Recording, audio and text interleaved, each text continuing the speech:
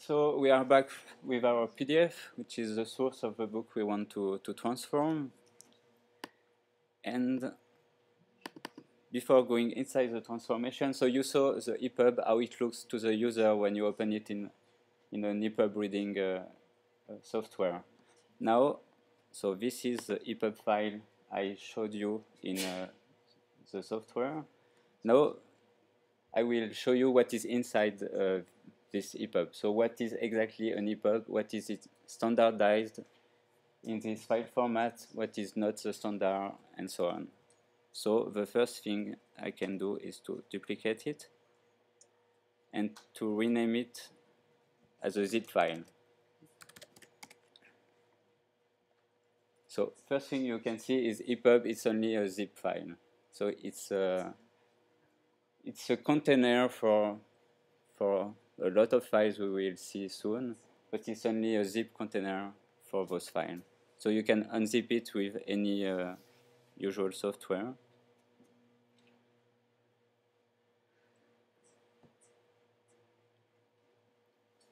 So of course it works because it's a non-protected ePub. If you have some DRM, some copy protection, you cannot do like I did, but it's still a zip file.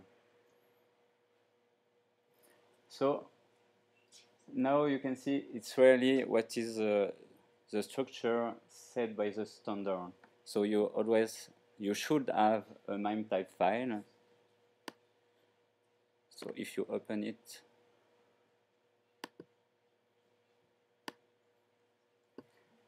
so it says, okay, my file is an ePub because it has this MIME type application/ePub zip. If this file is not present inside the ePub will not be conformed to the standard, so you will not be able to open it on iBooks, on any other ePub software. The other compulsory directory you should have inside an ePub is this meta-inf directory. And inside this one, it's also said inside the standard, you should have a container.xml file. So I don't know if you know what is XML, but basically it's like it's a markup language, a bit like HTML, but you can extend it more easily. So in HTML you have a list of markup you can use. In XML you can define your own markup, and you can define your own syntax and grammar. So it's like an extension of HTML you can use for many projects, and you define which markup you accept or not. But if you already opened an HTML file, it looks almost the same. So this is a very basic XML file with version 1.0, and it's only to say where is the content of my ePub. So the content will be inside this file and directory.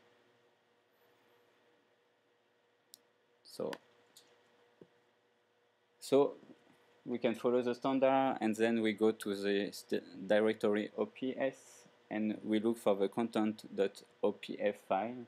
OPF stands for Open Publication Format.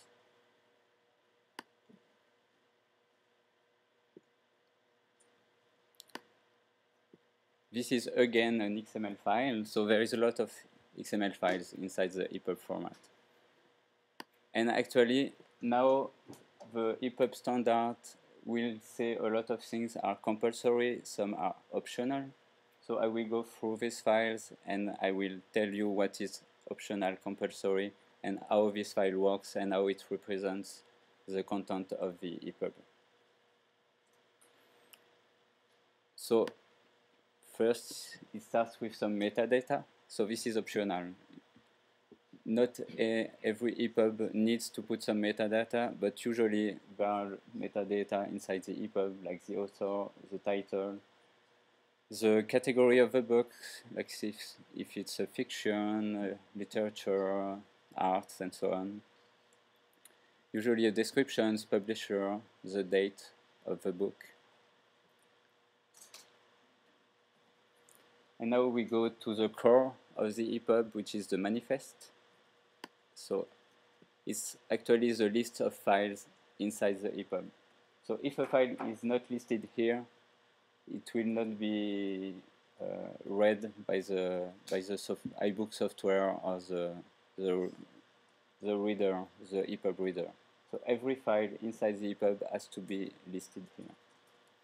So it's really a standard for computer software. So it's really strict what should be, what should not be inside. That's a bit strange when you look at it with human eyes, but for computer software it's very useful to have a place where you know each file which is present and where to find those files. So I will just go quickly, but you have the table of content file. You have the cover, for instance, and after you have some images which are inside the book. And you have some HTML file. So we will see later, but the base of the ePub, so the base for the text is HTML. So all the book will be represented with HTML. So it will be with header for titles, paragraph, div, span, all the HTML tags you can find on web page. Actually, ePub is almost like a packaged web page inside a zip file,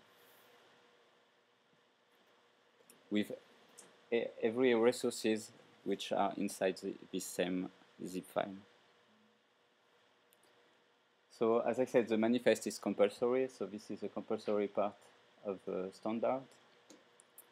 After, still compulsory is the spine, which is the linear way of reading your ePub. So it's a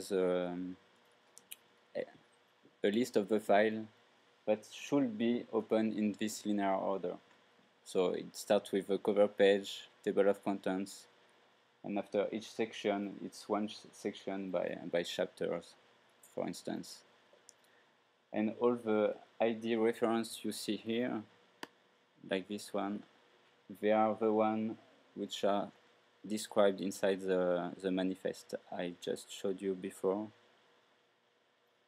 Like if I can find, like this one, section 1, the ID was here, so you can retrieve the name of the file.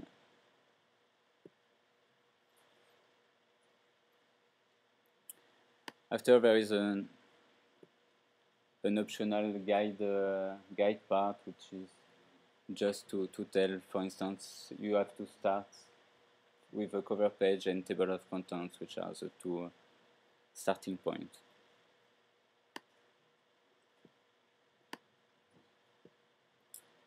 So now inside the same directory, you have all the resources we saw inside the manifest. So the cover design, which is the cover of the book, some images inside the book, some logo, and so on. And the description of each section. There is also a CSS file. So as I said, it's mainly based on HTML format. On HTML format, so you can add a CSS file to describe the style of HTML you want to render inside your books. One last file, which is not compulsory inside the ePub format, but which is mainly used, is this talk.ncx file. Actually, it's part of the audio book format, but it's also used inside ePub. And it's a description of the table of contents.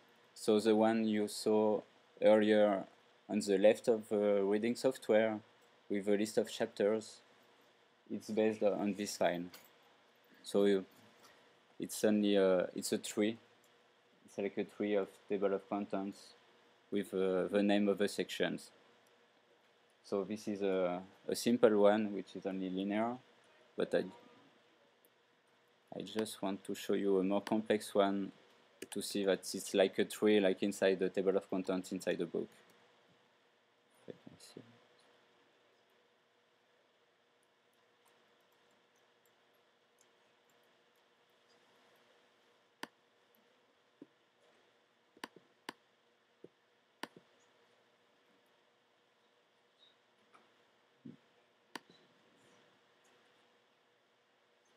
So here you can see it's really like a tree.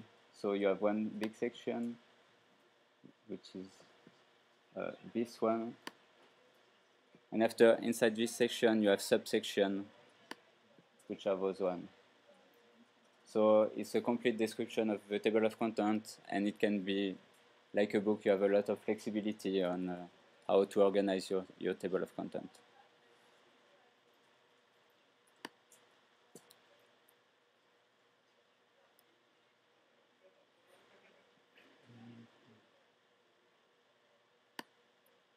So now the problem is to go from this PDF, which represents the printed book, to the ePub format I saw you. So one first thing we can think of is we have to extract the text. So the first thing we will have to do is to get the text from the PDF.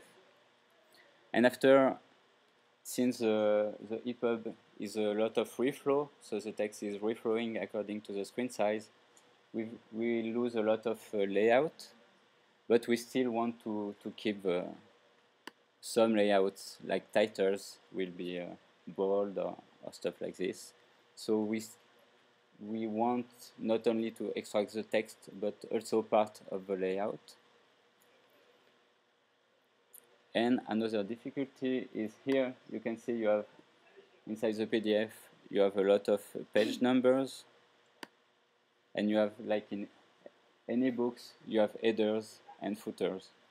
So if you just extract the text like this, you will have inside your ePub page number, and in an ePub there is no notion of pages. Since the ePub is a reflow of the text, you cannot tell, okay, I want to go to the page 10, because the page 10 will be at some place on a smartphone, but on the iPad, since you have more text for the same page, it won't be the page 10. Maybe it will be the page 5 or so. So there is no notion of page inside an ePub. You have a notion of sections and chapters, but there is no notion of page, since the number of text depends on the screen size, on the font size you decided to choose.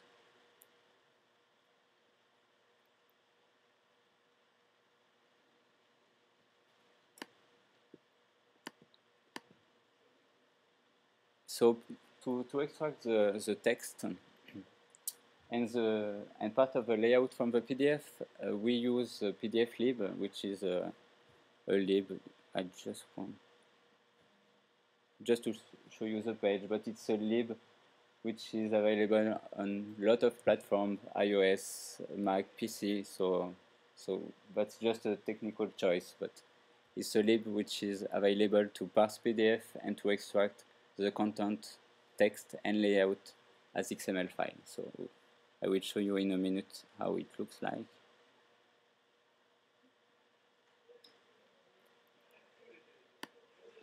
So actually it uses PDF lib, but I will just launch a script so you won't see all the processing of PDF lib, but it uses inside PDF lib to extract the content. So it takes an input.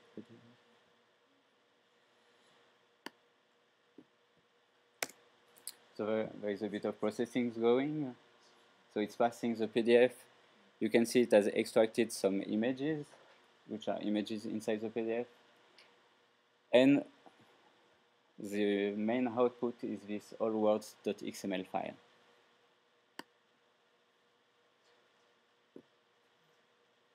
So it's a huge file, so it takes a bit of time to open it.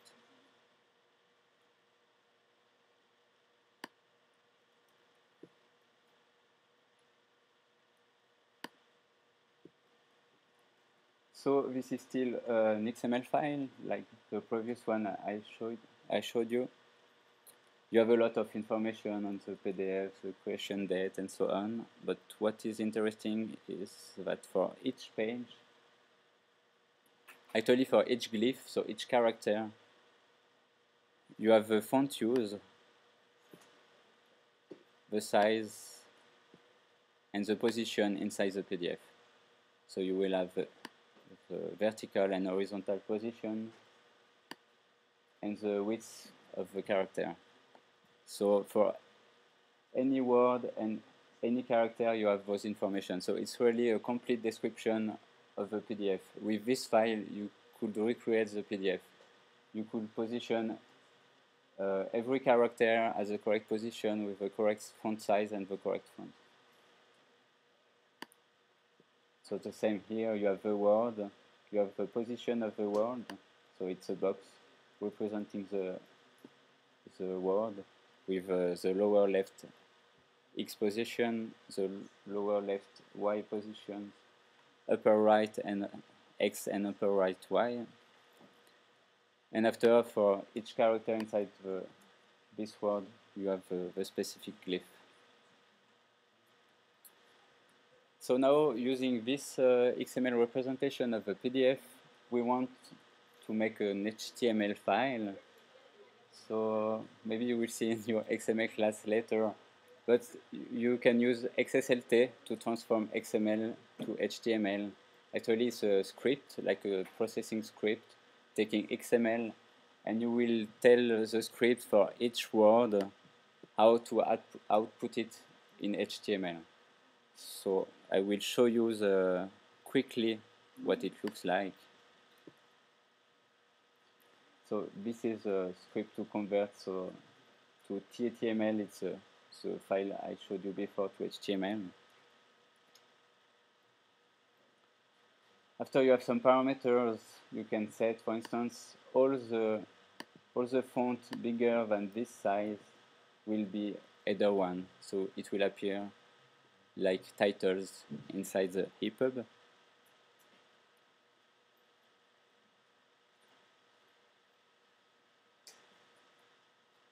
Okay, and after I won't enter into the detail of this XSLT transform, but it's just to know it's a script which will take the XML I presented before and will output HTML according to the font size and all the information you have in the XML.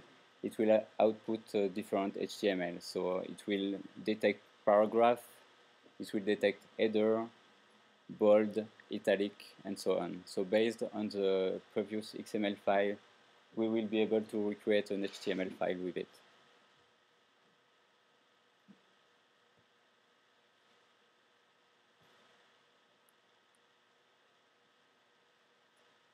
So this is a small software to use this XSLT transform.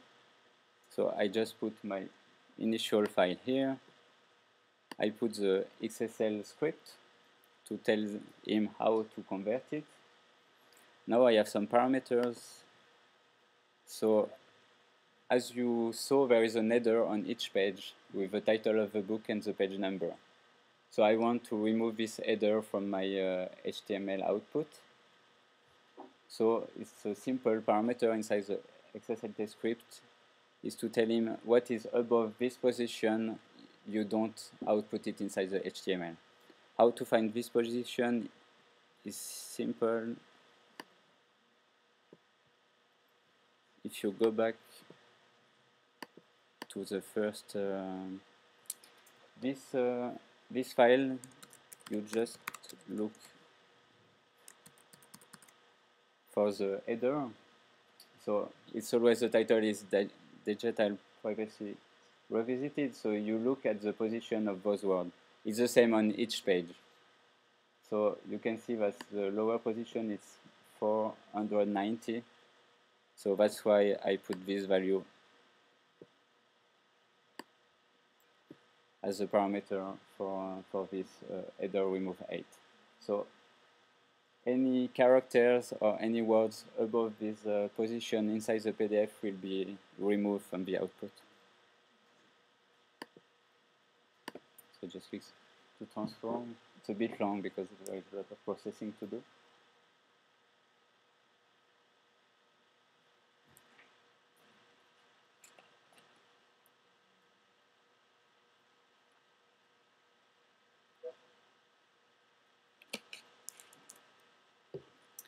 So as you can see the output below.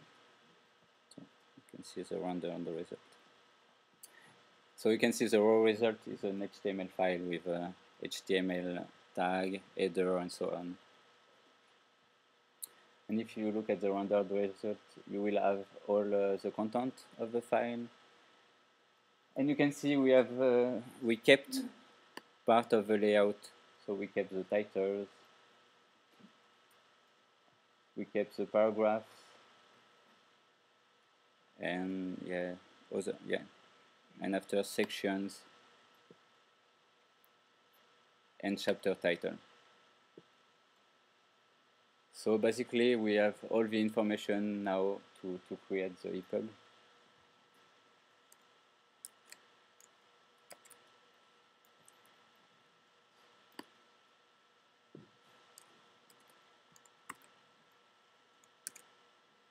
So I will just save it as a HTML file.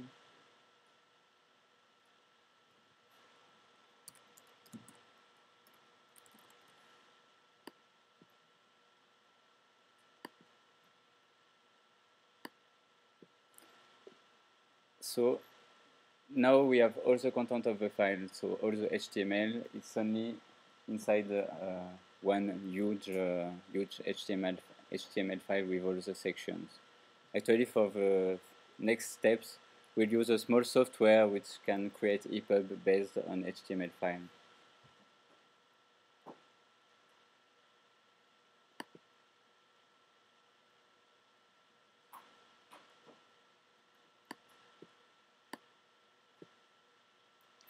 So this is a software. You can create your ePub with this software based on text, HTML, and other formats. So just if you want to create a new project, you will have to enter all the metadata we saw inside the ePub before. So they come from here. So I won't enter all the metadata. So this software can make ePub, MobiPocket, and other a lot of different digital book formats. Actually, ePub and MobiPocket, it's almost the same thing, but you can switch from one to the other very easily. But we will concentrate on the ePub.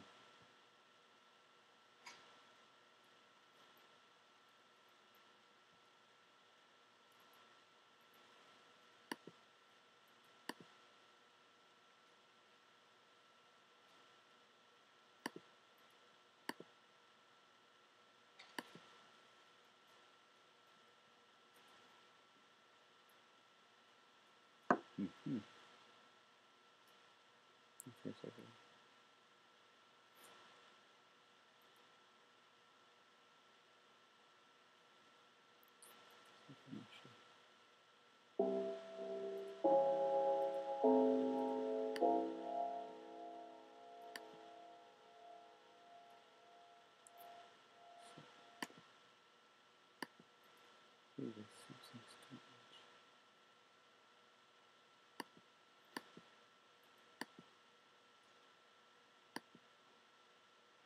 So here you can decide how to detect a section, but something went wrong because normally it should detect there is some headers inside the HTML file.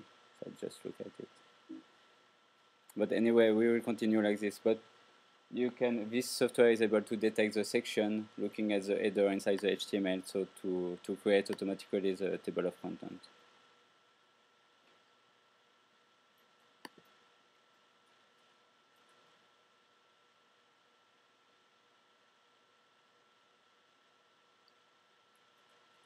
Okay, so something went wrong.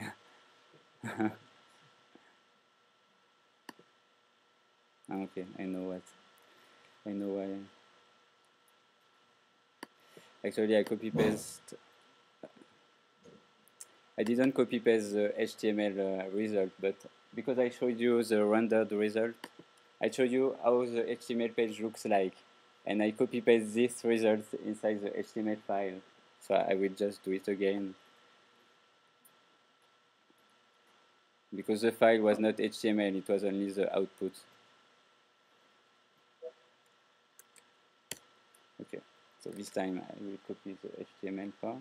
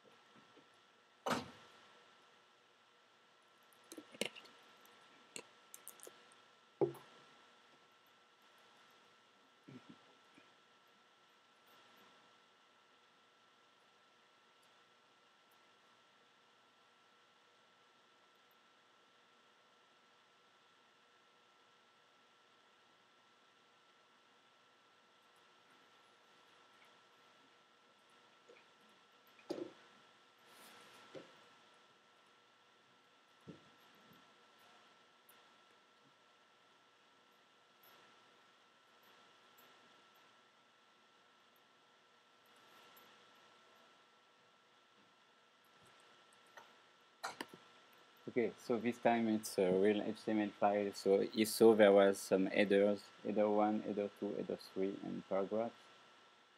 So we can tell him, for instance, to make the table of content based on header 1. So now you have your table of content, which is automatically created from the HTML format.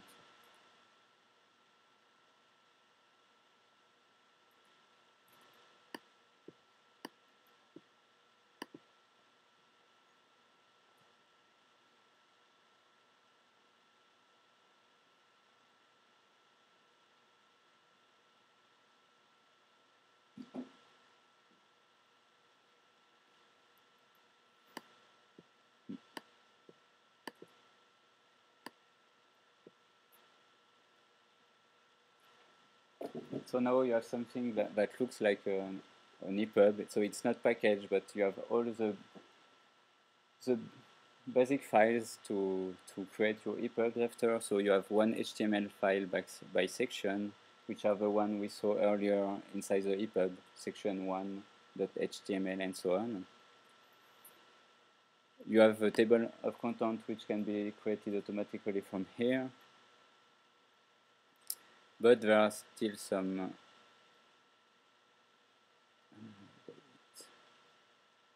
so for each section you have the content as an HTML file. Now I just want to show you what are the difficulties to transform between the PDF and the ePub, what can be automatic and processed by scripts and so on, and what cannot be and has to be done by a human person looking at the ePub and making some correction by hand. So as you can see, inside the printed book there was a table of contents and you have pages number. So as I told you, there is no notion of pages inside an ePub. So you have to remove by hand any part where there is page number inside the text, because there is no sense to, for instance, inside the text to put look at page 6 for this information, because the user cannot go to page 6 inside an ePub. Page 6 will depend on the devices using and so on, so you cannot go to page 6. So usually inside ePubs, instead of using go to page 6, you can insert HTML link, since it's an HTML file. So you will just insert an HTML link with an anchor point inside your ePub. So this way the user will only have to click on the look at these illustrations or on the note number, and it will go directly to the position inside the ePub. So it's more user-friendly, but you have to do it by hand, because it's not something easy to to script to detect what is page number and what is numbers but not page numbers.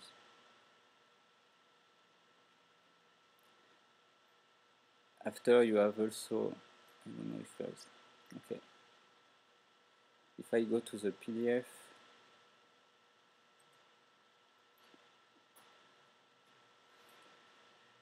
you have like footnote inside the PDF. And the same, since there is no pages inside an ePub, you don't have a notion of footnote at the end of a page. So here you have a footnote, here you have its content. So if you go here, it has been extracted by the script I showed you like this. So you have a position of a note, and of course the content is just after, because there is no for the script it was only some text inside the page. So usually with this software, the same way you use a link to go to illustrations or diagrams or tables, you will use link to go to footnote. So this is just a software to make it easy to insert. But you have somebody should look at the text, look at each footnote, and make an HTML link like this to be able to keep footnote inside the ePub. So to sum up, there is a lot of things you can script. So to keep the text, the content of the book, to keep part of the layout, to remove a lot of header and footer only for printed books. But there are also a lot of work that should be done by somebody looking at the ePub file at the end, like inserting footnote, inserting tables, so inserting images at the correct position. Sometimes there are some difficulties also to insert images and tables. And that's it. So the script could be,